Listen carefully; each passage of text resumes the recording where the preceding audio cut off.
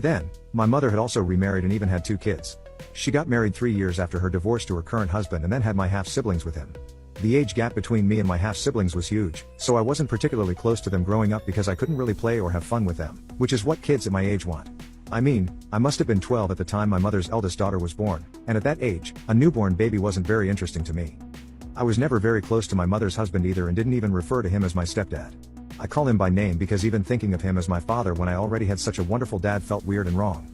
So no, I'm not very close to my mother's family, and the only reason I let them move in at all was for my mother's sake. My father never remarried or had other kids, and whenever I was not living with him, he'd be either working or traveling because that's what he loved.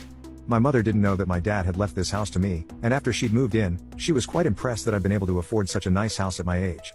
So I ended up telling her at the time that this was actually what I'd inherited from my dad. She'd known that her ex-husband had passed away and had even attended the funeral, but she hadn't bothered to ask about my inheritance, so I'd never told her either because it had honestly